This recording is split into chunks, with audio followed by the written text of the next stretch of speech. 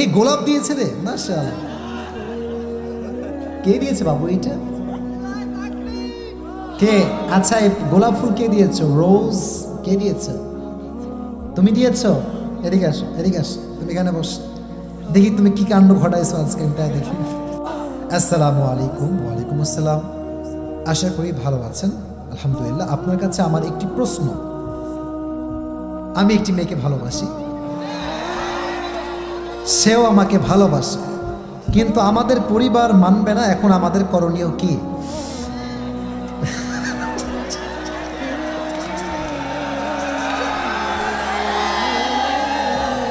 আচ্ছা আচ্ছা বাবুরা থাম, বাবুরা, মুরব্বীরা অনেক কষ্টে ধৈর্য ধারণ করে বসে আছে, ঠিক না বলেন ভাই? আচ্ছা তোরা কি ভাই মানুষ পাস না, খালি আমারই পাস নাকি? আচ্ছা শেষ কথা দেখি, সে ভালো কথা লিখেছে। না পারবো পরিবারের হাত ছাড়তে, না পারবো ভালোবাসার মানুষের হাত ছাড়তে। ও বাবা রে বাবা, দয়া করে উত্তরটা দিবেন। আচ্ছা, বর্তমান সময়ে আসলে এটা একটা বড় প্রবলেম হয়ে গিয়েছে। ছেলেও মেয়েকে পছন্দ করে, মেয়েও ছেলেকে পছন্দ করে, মাঝে আব্বা এবং মা সবচেয়ে বড় কাঁটা হয়ে দাঁড়িয়ে যায়। এই সমস্যা আছে না নাই? তবে প্রত্যেকটা আব্বা আম্মা কাঁটা নয়, মাঝে মাঝে আব্বা জানরা মূলত ভালো চায়, সন্তানের ভালো চায়। মাঝে মাঝে দেখবেন মেয়েরা মুত্তাকি ছেলেকে পছন্দ করে না, দাড়িওয়ালাকে পছন্দ করে না, গাঁজাখোরকে পছন্দ করে না। তখন বাবা হিসেবে মেয়েকে বাঁচাবার দরকারটা বাবার দায়িত্বের ভেতরে আছে না নাই? তখন বাবা নিষেধ করে, এটা বাবার কোনো দোষ নয়। তবে হ্যাঁ, একটা বাহানা পুরো সমাজ দিচ্ছে আজকে বিয়ের ক্ষেত্রে এস্টাবলিশ হতে হবে। বলো বলো বলো, কি হতে হবে? এস্টাবলিশ হতে হতে আমাদের অর্ধেক যৌবন তামা তামা হয়ে গিয়েছে।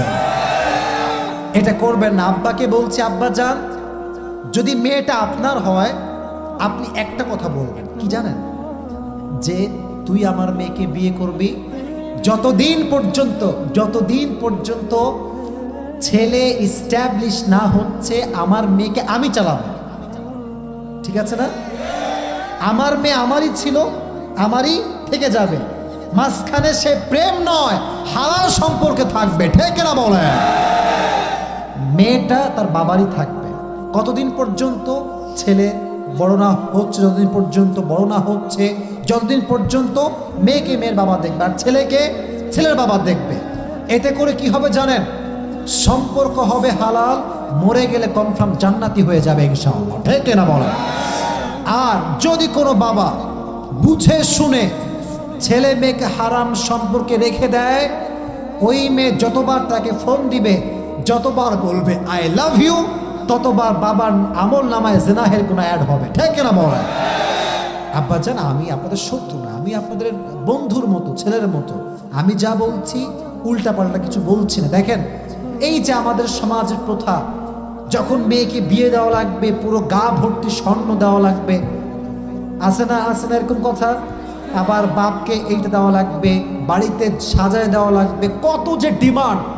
এই ডিমান্ড করতে করতে বিয়েটা কঠিন হয়ে গিয়েছে, সমাজে জেনাটা সহজ হয়ে গিয়েছে। চিল্লায় কোন ঠিক না?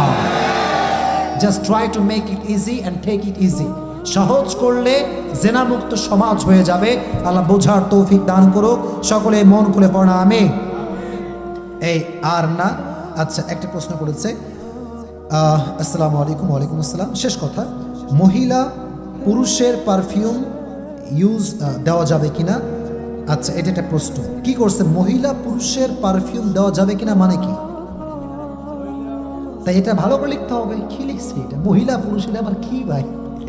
আচ্ছা, সংক্ষেপে লিখেছে, ঠিক আছে, কোনো সমস্যা নেই। দেখুন, মহিলারা পারফিউম ইউজ করতে পারবে, আপত্তি নেই। তবে দেবরের সামনে নয়, স্বামীর সামনে ব্যবহার করতে হবে, ঠিক না? মেয়েরা কি যে পারফিউম মাখে, বাপরে বাপ। ওই অটোতে উঠলে 14 এরিয়া সব সওয়াল আসে, কে রে আইসে দেখি তো একটু এইটা।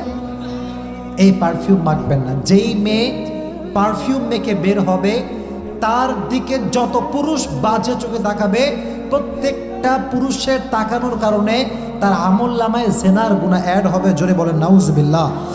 আল্লাহ রাব্বুল আলামিন মেয়েদেরকে ফিতনার থেকে হেফাজত করো। সকলে মন খুলে পড়া আমিন। কবিতা কবিতা কে লিখছে রে ভাই এটা? আচ্ছা, কে লিখেছে? তুমি এটা কবিতা লিখেছো?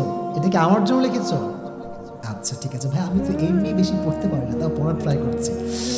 হাজারো জনতার ভিড়ে এসেছি আমি পানবাড়িয়া কাঁঠালতলা কতুয়ার মাহফিলে।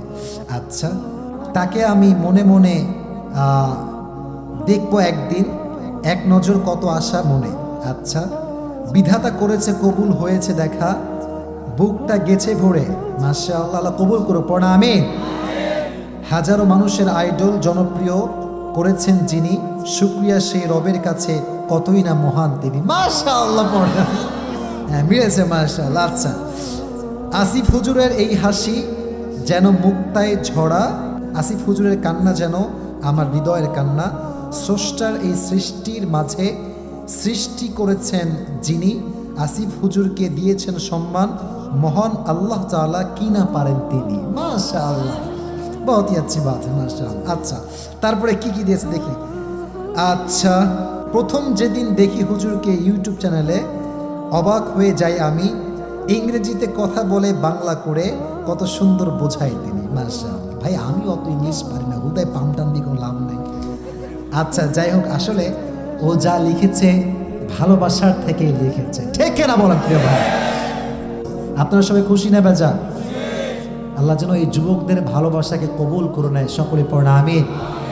আর তুমি বাগেরহাটের মাটিতে লিখেছো, আমি বাগেরহাটের সন্তান, আমাকে নিয়ে কেউ কিছু লিখেছে, আমার কলিজা আজকে, শুধু আমার নয় সকলের কলিজা আজকে ঠান্ডা হয়ে গিয়েছে, ঠিক না প্রিয় ভাই? তুমি আসো, স্টেজে আসো, আসো আসো, যে কোনো একজন তাকবীর দেন, তাকবীর দেন, আসেন।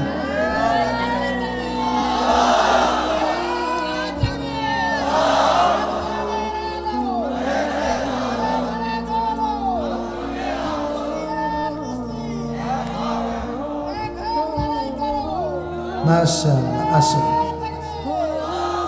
আচ্ছা, সে আমাকে নিয়ে এত কষ্ট করেছে, এত মেধা খাটিয়েছে, তার একটা পুরস্কার প্রাপ্য আছে না?